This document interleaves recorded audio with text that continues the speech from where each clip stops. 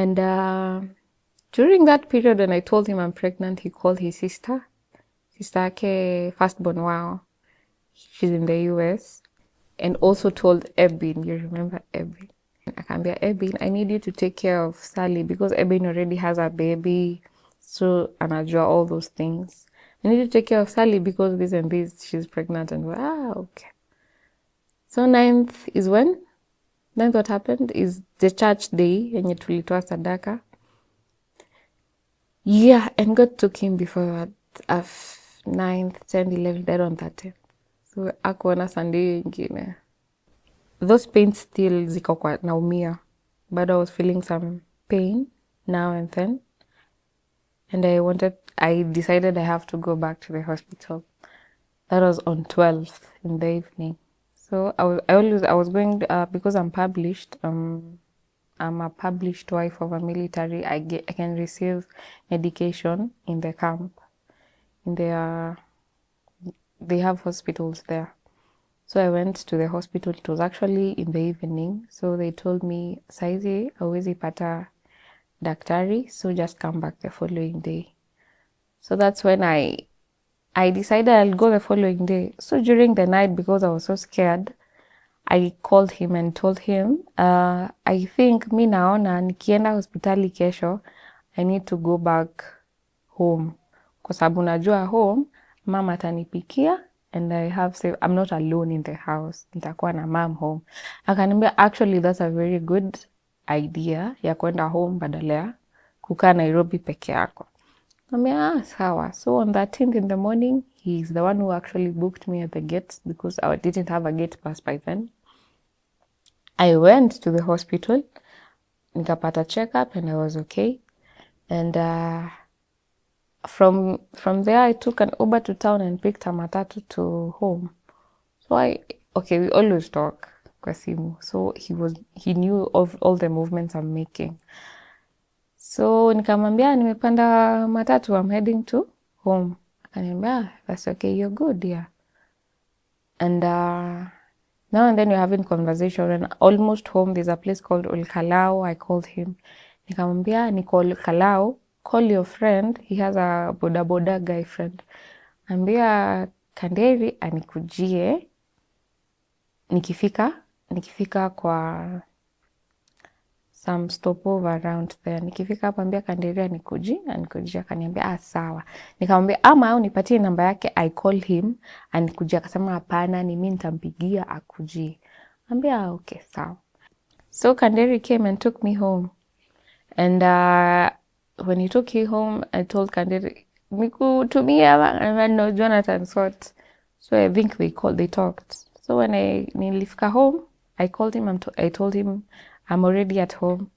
And he told me, that's okay. What do you want to do? Nikamwambia, I want to sleep because I feel a little bit tired. Akaniambia, ewe lala, mama kifika ndo utaamka uwasalimie. Akaniambia, sawa. So nikamuuliza, kwani uko kwa gari? Because it sounded like he's in the car. Akaniambia, niko kwa gari. Nikamwambia, sawa, we safe journey, tutaongea. I love you. That's all. Then I went and slept. At around 6:30, mom akakuja home. And she cooked dinner, what. I tried calling him. His phone was going through, yes, but hakuwa anashika simu. And one of his friends actually called me. Akaniuliza, it was the one who was taking care of me when I go to the hospital. Mwenye ananisaidia, akaniuliza, ulisaidika leo? Nikamwambia, yes, nilisaidika. And uko wapi saa hii? Nikamwambia mimi niko home. Akaniambia, sawa. Phone ended. Another friend called him. Ati nilikuwa nataka mkijua sikuweza kukuja harusi yenu, I wanted nani akirudi kutoka deployment akuje tuchinje tukule mbuzi pamoja. Kaambia, it's okay, wewe utaniambia akikuja. Mtaniambia and all that. Ngambia, okay. So at around 8 p.m, I called him. Still not picking my phone. I'm like, why is he not picking my phone? Then I texted him, baby, are you awake? Drew, we need to pray before we sleep. not answered. So me, I slept. In the morning, when I woke up, I was restless.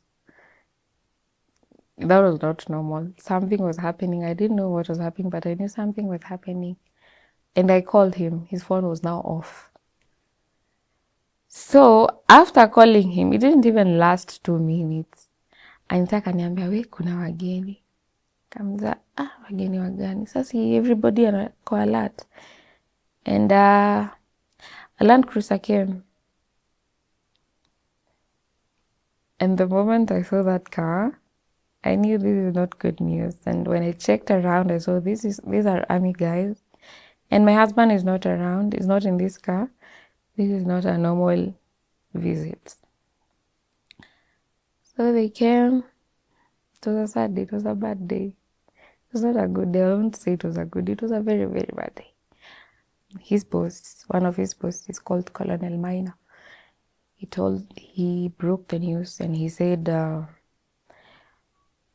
he was coming home. It was on 13th in the evening.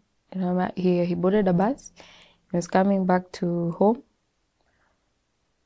so that he could be with you on 14th for Valentine, apparently. And on his way, 20 minutes from Garissa town, the bus got into an accident. And his head was hit. He had an injury in the head. He was rushed to the hospital. But on arrival, he was dead already. We wish he died on duty. We thought that would be very easy for us. If he died on duty, probably tungesema it's normal, it happens. But then he died when he was coming home. And the reason why, he was actually the first people to be given permission to come home, because they knew he had a wedding, hakwenda Valentine's. And he was actually not to be given 2 weeks, was to be given 3 weeks. So akapewa ruhusa, he come home for the Valentine, but he did not make it home. It was chaotic. I'll say it was chaotic. It was weird.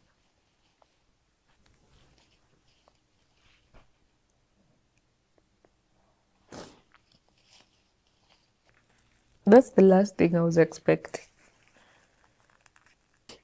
Because death has never been close to me. I've never had an experience that's too close. So this being so directly next to me was very weird. It was not normal. Me, I felt it was very weird. The whole time I thought, in my mind, the whole time I thought it was a lie, obviously. It's a very big denial. And at the beginning of it, it's always the biggest denial. Actually, the last Niliamini, it happened probably like last month. That's when I came to terms that he's not coming back. That's when I knew he's actually not coming back. And before that, I'm always texting him, hi, how are you? How are you doing? Every time. So you can imagine how the beginning was. It was tough. It was actually tough in my mind because, first of all, you know that, you don't know. First of all, our parents are very social people. They have a big crowd behind them. That's why our wedding was very graceful and very beautiful. And the moment people started coming into the compound, everybody was now knowing who had passed away. That is when it was like, wait, you mean it was happening? You mean ukweli? You mean it is true what they were saying? They were actually out. That's the moment people go crazy. Because mom alita watu na nduru. People didn't come through phone calls. They come through scream. Walikuja juu ya nduru ya mom. So the compound was full kabisa hivi, and all the soldiers, they had to tell each and everybody coming with the compound what happened, what has happened, because they are coming at our juu wanakuja kuna nini. People even thought there is fire at home. People didn't know what was happening. And the fact that his wedding was actually a goodbye to a lot of people, no, that was more alarming. You get? Now, nobody knows what to tell you, and there I am seated, I'm like, wamekuja kufanya nini? What are they here for? So every time in my mind, I'm just watching people come in, and anybody significant, I will scream out when I see somebody come in. I called my friends telling them what happened. I actually called, I don't know if I called, did I call Jane? Did I call you? I called her and I was screaming out of my lungs and I was telling her, wanasema John amekufa. John mgani? Do you know the confusion in people? John mgani? John wangu, bwanangu, John wangu anasema amekufa. I called my dad, he was screaming out of his lungs because already my mom-in-law had called him already. In my mind, it was shameful though. At me, I was like, yani, Mungu ameamua aniaibishe.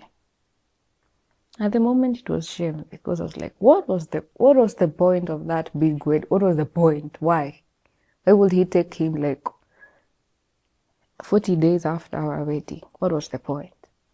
Si basi tungekaa basi bila hiyo harusi. Other than that, why was it necessary? Ama what was he trying to say? I was angry at God. I am still angry at God.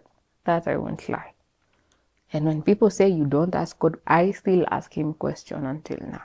What were you trying to say? Unajaribu kujionyesha aje? I am a very religious person. I'm a Catholic, and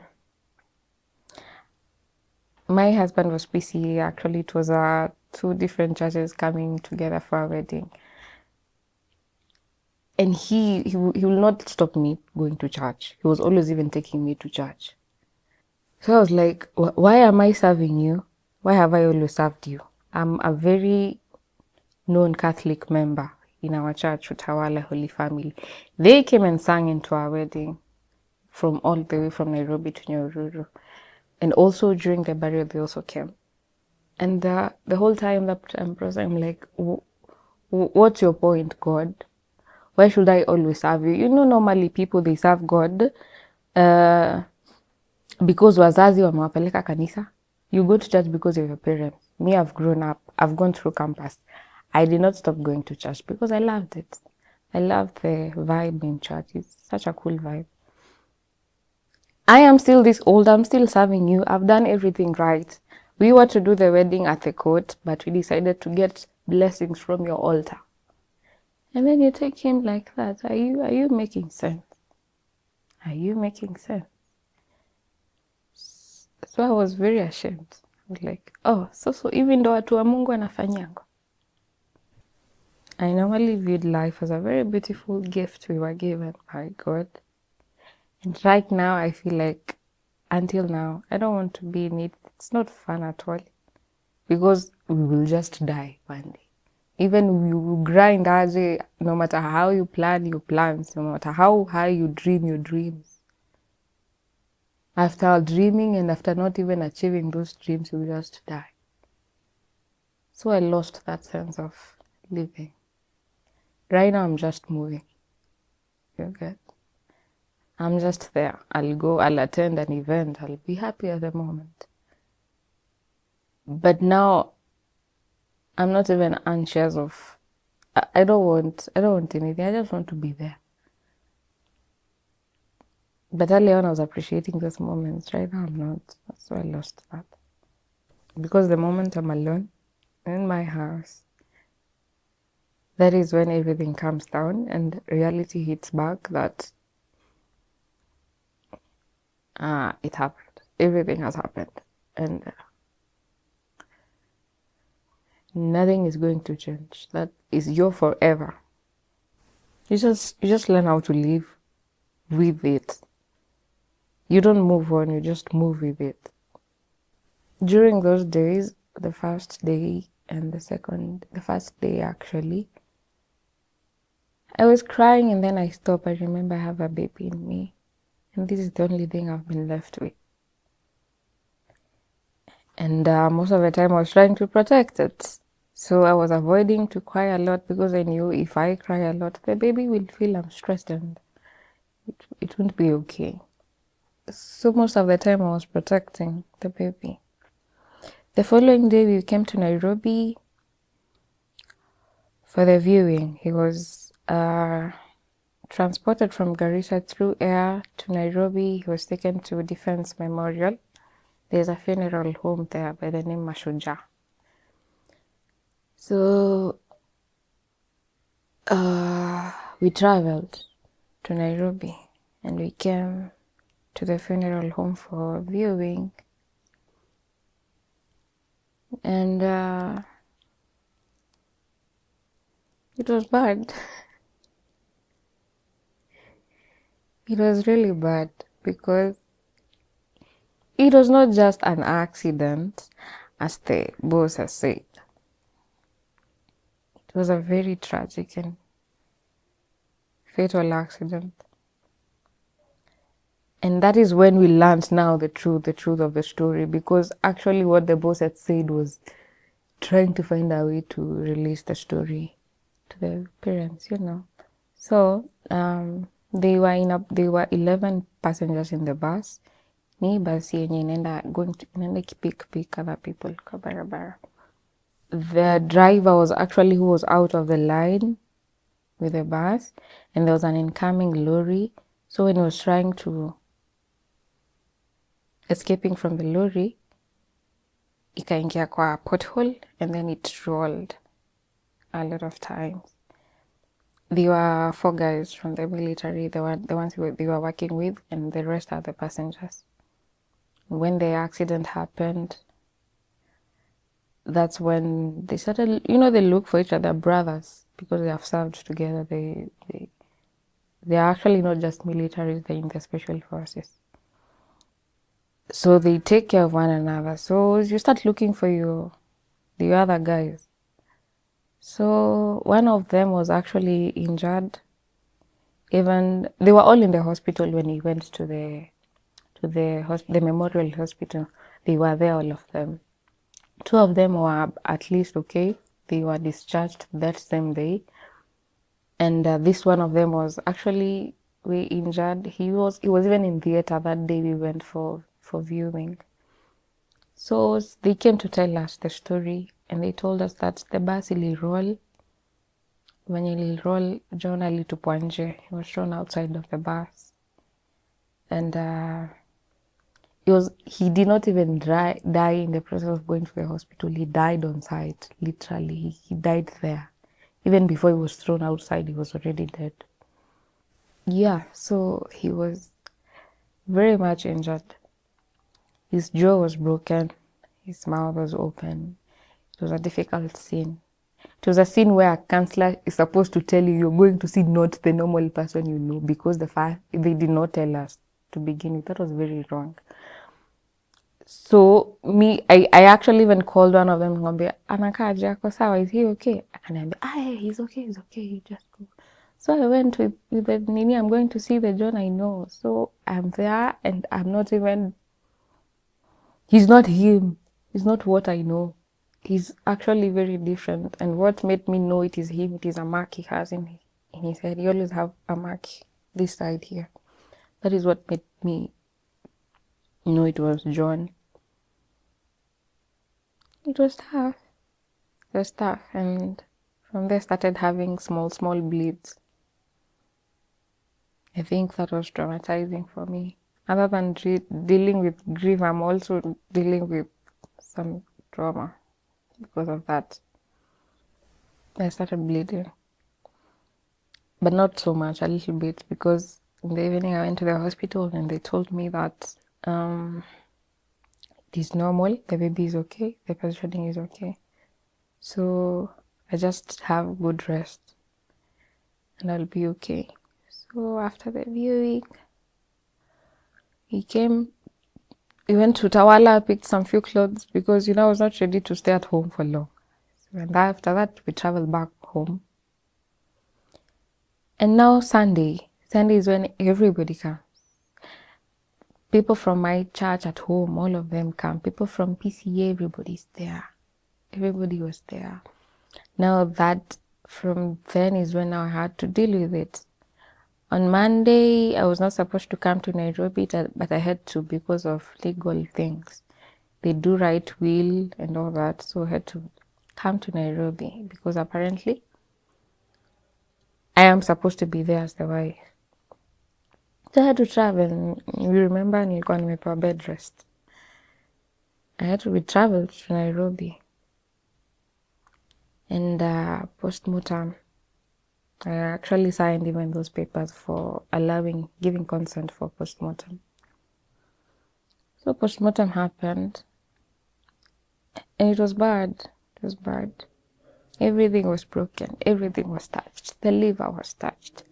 The heart had moved from its right position, where it's supposed to be. It may move. The spinal cord had separated from the head. And there, everything, every internal organ was touched.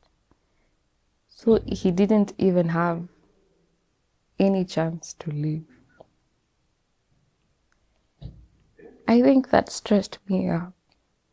And I stopped asking God why. Now I'm asking him, not why.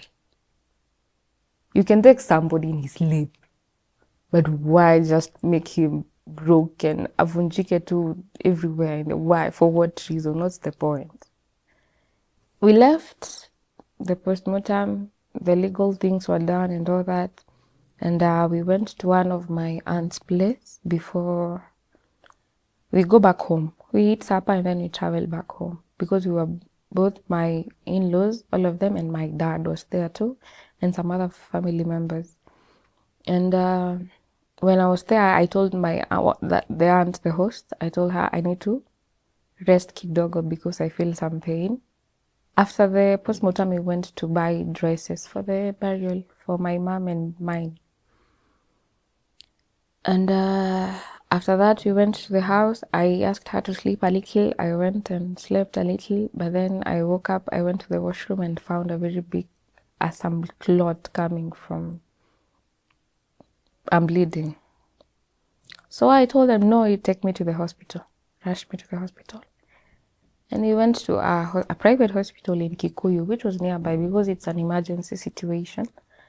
And we went there. My questions keep adding up, and I still keep asking God why some things do happen. Because I'm going through grief at the moment, and also trauma, because this is actually trauma. And then I go to this hospital, which is a private hospital, which I'm left on the bed to bleed for over 2 hours without being attended. All in the name of they're checking on insurances. I have the Defense Forces insurance. I have the SHA insurance. But actually they really wanted money, cash money. So the whole time wanasema they're processing this. But what they didn't want to say with their mouth, they want the cash. That was traumatizing. Because that is when I knew I've lost the baby, even before I went to the OB scan. Because already nime bleed on the bed for over 2 hours. Nobody's taking care of me. I am there even asking the daktari unisaidia nisikufe kwa hii kitanda. She's a lady. She didn't even care. She didn't. And I'm telling them, I kept telling them, kama ni pesa mnataka, si mtuambie. Sisi hatuna pesa, tutalipa kama ni pesa mnataka. So finally, after one of the parents aliwaambia, can we pay cash? That is when they decided they pay cash. Wakasema yeye lipeti basi cash juu hizi zina take time. After nimebleed kwa kitanda for that long. You know, the worst thing is, I'm on the bed, I'm bleeding, yes, but this watoto wa shule, there were primary kids there walikuwa wamekuja for treatment, and they stayed in that hospital from 2 p.m. and that was 10 p.m. They are there. These people are not even giving me a blanket to put myself on. So I'm right here, I'm asking, no, watoto wanaona nini? Actually, my aunt is the principal of that primary school. That's why she noticed those children. I was like, see how niliwarelease nani? Hawajatibiwa bado.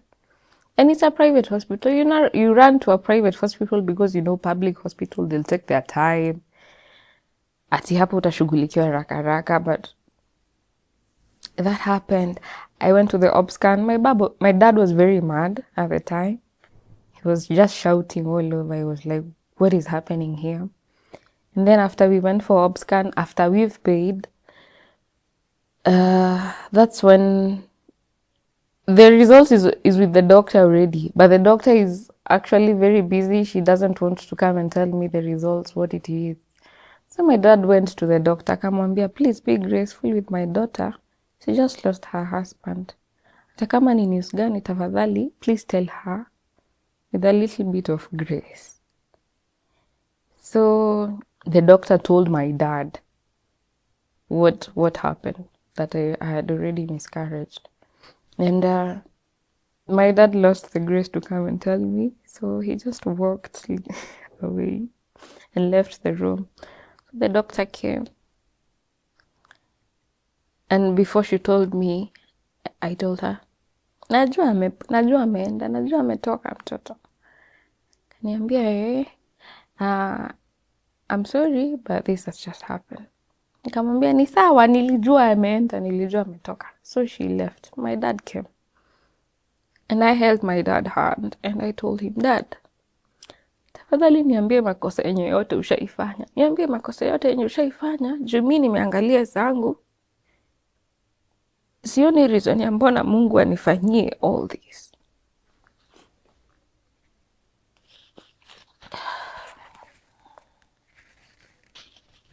And because my dad didn't know what to say, he just told me, Salome, I love you. Salome, I love you. Salome, my daughter, I love you so much.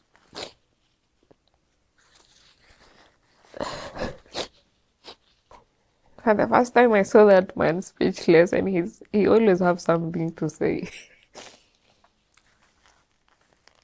But for the first time, the only thing he had to say, the only thing he knew what to say. The only thing he felt or just saying was just, I love you, my daughter. I just love you. I love you so much, my daughter. That was the only thing he was saying. Those people, the doctors, those people in that hospital, they said I'm supposed to be admitted, and I have to go through that process of removing what has remained in my stomach, in my uterus. So my dad-in-law, he said, no, hatuwezi acha, we cannot leave this child here. If this is what has happened for only just 3 hours, this is the experience we've had, what if we leave this child here? Si wanaweza mfanyia kitu, and then the next day we are coming for a body, not even our child. So they asked for a transfer, because back in our home, Nyahururu, my mom works in a hospital called Benedict Hospital. She works there. So they said we have to travel with her. And then they were saying no, because actually they wanted the money, because they were asking for me to be admitted. We are supposed to give out 50,000. My dad said, no, we need a transfer. She can travel. We can travel. Can you approve? She can travel. The doctor approved. I can travel. So we traveled through the night to Nyahururu. And when we went to Benedict Hospital, where my mom works, I was received with the best care that I know. I've worked in hospital, I know how you're supposed to be treated. I received the best care. Other than the best care, I received even VIP care, because they know what is going on. They knew everything, because my mom is a staff there.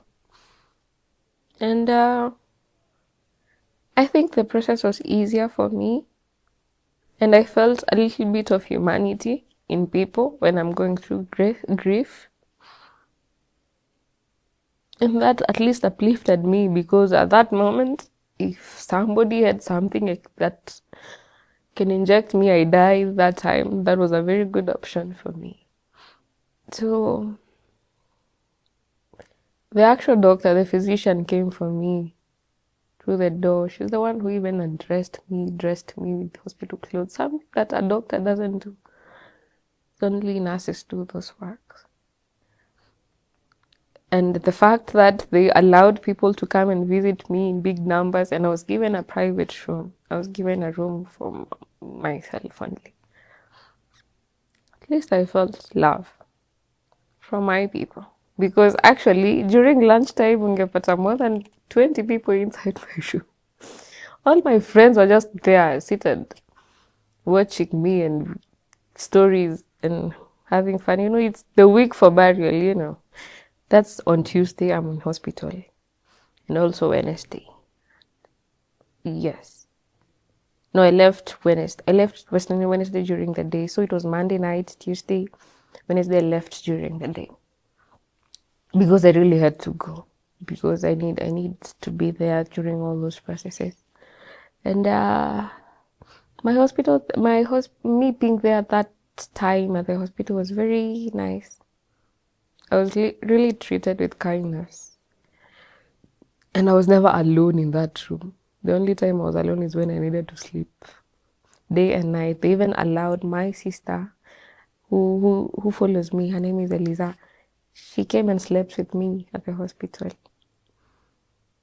So it was not that bad. It was not bad at all, that is. And on Wednesday during the day, we went home because there was a mass back at Oljorok, for just a mass, a requiem mass for him. And the mass happened. On Thursday was when everything is happening. There is a digging of the burial site and all that. Also, his friends came from the military, and they spent the night there.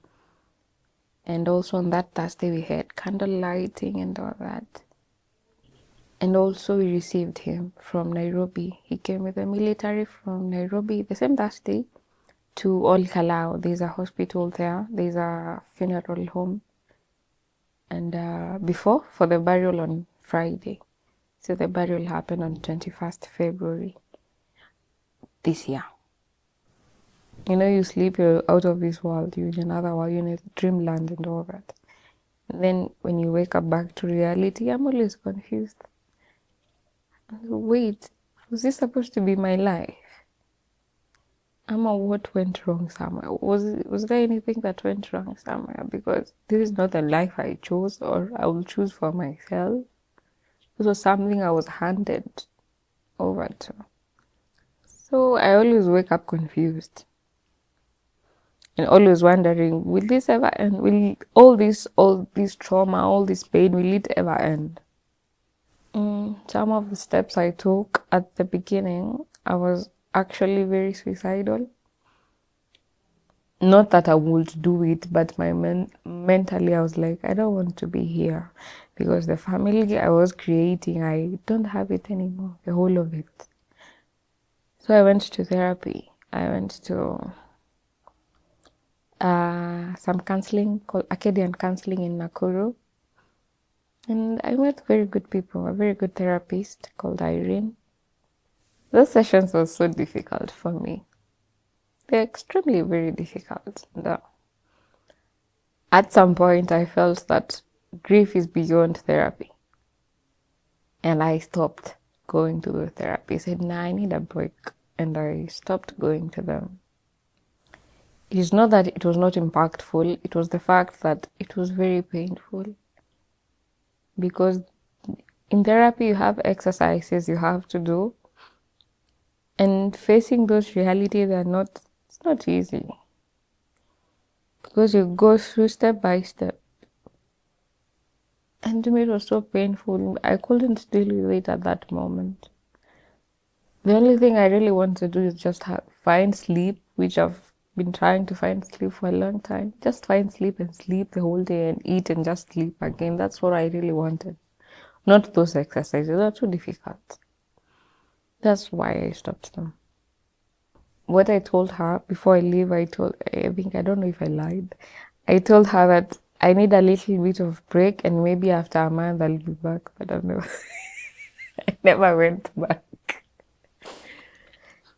But I did not tell her that I felt like therapy is beyond grief. Grief is beyond therapy. I did not tell her. I just left. And then later this month, actually, not this month, in in October, in September, I started therapy again with a different person. Is actually a sister. Is a nun in Tangaza University, and I started back my therapy there.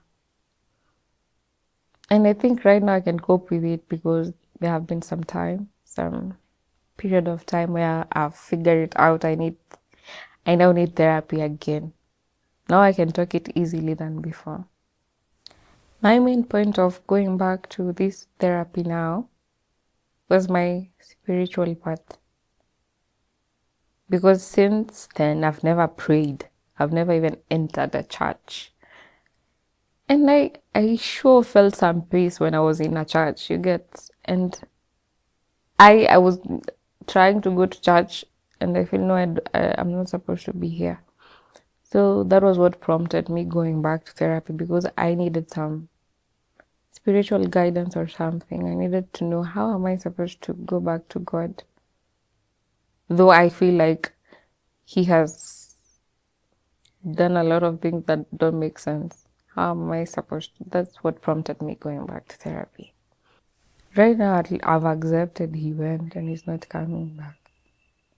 How I started learning that I am easily accepted into the situation, it was through therapy. And one of the sessions, I had to really come to terms with it. I really had to come to terms that you saw he was not breathing. You saw he did not move in that casket. You get. And at the moment of the burial, I was not me. I was not there. I was something. I was something. I was just in the event. I actually don't know how it went. But the fact that technology is good sometimes. It was actually filmed, the whole of it, live streaming. So I went back and watched it. I had to rewatch it again and I was like, wait, this happened. So this is true. So that's how I started accepting it slowly by slowly. The fact that also there's no contact, there's no any other communication. And the only place I see him now and then is through dreams. That's how I started accepting it. So the day we met, I after that when we were having a conversation, I told him I saw a bit of sadness in his eyes. He's very comical. He's laughing with everybody, but there's something there's something there. There's a little bit of sadness in your eyes. And he actually opened up, which is not very normal for them to open up. And mostly it was related to work. The work they do, the work they are not supposed even to share and all that. That was actually things that were going in his head. Some back trauma, some things they experience which are not normal, which are not even okay, which are not things you can process easily. So they carry it back to themselves later. So that was what was in his brain. And through that, actually, the thing that made us way closer is the fact that he was able to open up to me. And other than me judging or being scared and all that, I was actually talking him out of it. I was telling him, sini job to, things that could ease a lot of things in his head. Yeah. And I guess that's how he got very more comfortable with me, and that's how we thrived in our conversations, because he was very open into sharing his experiences. Some of the impacts I've got from going through therapy, it's one that I can be able to deal with some things that I didn't want to deal with. For example, accepting his death. Other than that, trying to figure out what I'm supposed to do with life. Because actually, as I mentioned, I was unemployed before his death and still am. And through therapy, I have learned that I am also supposed to deal with some things that I am trying to forget or not accept. Yeah, and also I've learned how to self-care and all that through therapy, yes. Because right now, it's about me, and maybe if I want to learn about life later or plan, it's maybe from next year. If there's something I'm very thankful for, it's God giving me a very good family. My family, immediate family, and also my in-laws. And other than that, the group of friends who are now family to me. I don't know. I would have dealt with some of the events if I didn't have them. And even not being be not even before not before, like even after burial, these people are still there. If I really want to do something small, something tiny, for example, if I want to plant flowers on the grave, they are always there, available to come and plant flowers. If they want, I just want them to come hang out. Actually, the first like 3 months, they were always, every evening wako nyumbani. Every evening they were there. Every evening, no matter what is happening in their life, they don't really care. They were there, home. They stay over. We eat stories, we play cards, we do that, and then they go home around 12 a.m. Because by then they knew maybe nitakuwa nimeanza kupata usingizi. I don't know if I could have survived. They were exchanging shifts to take us to therapy to Nakuru, because from home to Nakuru is a distance of like 40 kilometers. So this one is taking us to therapy next week, next Friday, because we were going, me with my sister Anita, we were going for therapy. So they were always taking us to therapy. Those are friends. Those are people you keep forever. And not even during the burial or after the burial, even before, in our wedding, these people showed up. Actually, for example, like Ebin and the husband Limo, they were very significant in our wedding. They planned for it, the whole of it. They were the treasurer, the secretary, the everything of the wedding. During the wedding, they were also there the whole time. And after also. Remember, John called Eben to tell him to take care of me. And till now, they have a child, they have everything in their hand, but they are always there. They will travel with their child to come to Nairobi and see me. You don't get people who are and they're just friends who turn to family. Also, my friends around, for example, like Jane, who is here, if I tell her I am not okay, there's another lady called Tosh, she was not able to come today, but I'm not okay, she will leave all the way from where she is, hata kama ni saa ngapi, hata kama it's 9 p.m. in the night, and she will come all the way to Tawala and tell me, yeah, I'm here.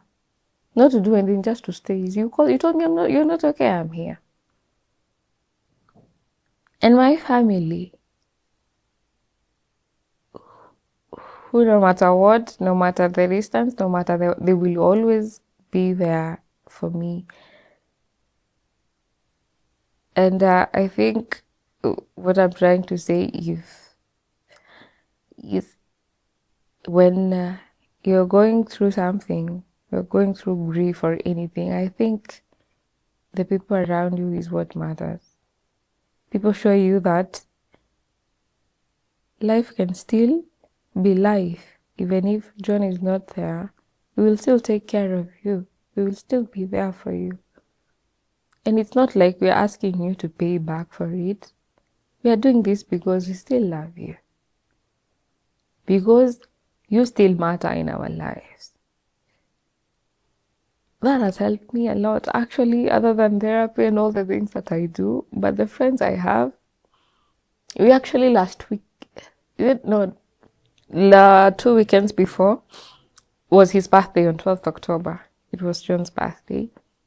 They all came home. They traveled, they came home. And we did the birthday. We tulikata keki. And we planted flowers on the grave again for his birthday.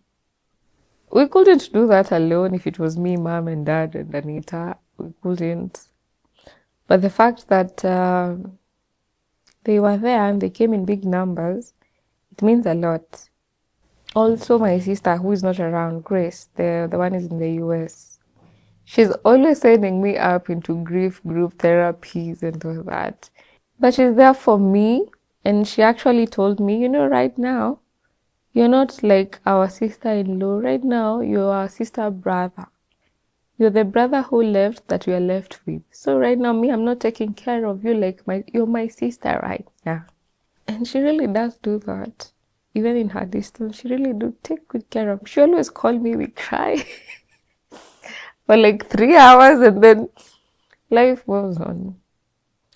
So God blessed me with both sides good parents. My in-laws are the best. My mother-in-law, she's the best. My dad is also the best. We were actually with him yesterday. He came to Nairobi. They're actually the best. And also my sister Anita. We've gone through a lot with her. Because during that period of burial, she left from the main house and she was sleeping with me in my other house, their house outside. The whole time for like over 4 months or 5 months, she left the main house and slept with me. So I think people around you matter a lot. Not even me being strong, people around you matters a lot. Things I've done for fun since then. We've gone to national parks with Timo, who is here for free, just to have fun. We've attended now and then a lot of events. Many of them sponsored by Timo. So it's a bit. We've done a lot of things fun since then, and also meeting up with friends, playing games. It breaks me from the normal routine of waking up, sleeping, eating, waking up, sleeping, and eating. Yeah. John Macharia, as everybody, not everybody knows him, he was not just a military man. He was very gentle, which is not normal. People think they are not gentle. He was extremely gentle, the most romantic guy ever, because some actions I didn't think he can do. And very joyful in person. Other than that, very respectful person. The fact that he supported most of my dreams and he was ready to finance most of my dreams. He actually told me, I'm going to pay for your masters. This year was to do masters. I think I have to do it now because he told me I have to, you remember initially when I was telling you, he said, I'm going to invest in you so that we can become what we want to be through you. It was all in his plan. He was to take me through that masters. He's not planning to change a thing about him, but he's planning to change a thing about you so that you can change his life. And be what? Because he told me, through your masters, ukifanya your masters, you'll be able to buy me the lorry. Kuna lorry inaitwa Mahewa. ile mguu sita. Ukifanya hiyo masters utaweza kununulia mahewa, niachane na hii kazi, nianze kufanya kazi ya transportation. Yeah. So that was him. He has taught me a lot of lessons. Then the levels he has, the classes he has in life. He was very humble. You wouldn't know if you met him right now. And the things I'm talking about, you wouldn't think that's him. They're two different people. Very respectful and very kind in person. And these are not things people just say because he's not there anymore. Very authentic. He was exactly that. Even in his troubles and things that is going through his mind, some things I share with my mom right now, my mom-in-law, I tell him about all the, wait, what? That was happening, you wouldn't know. Because his problems were not your problems. He'll deal with it and still put a smile on his face. And still assure you in your problems, you will be okay. Even though he's going through things in his head.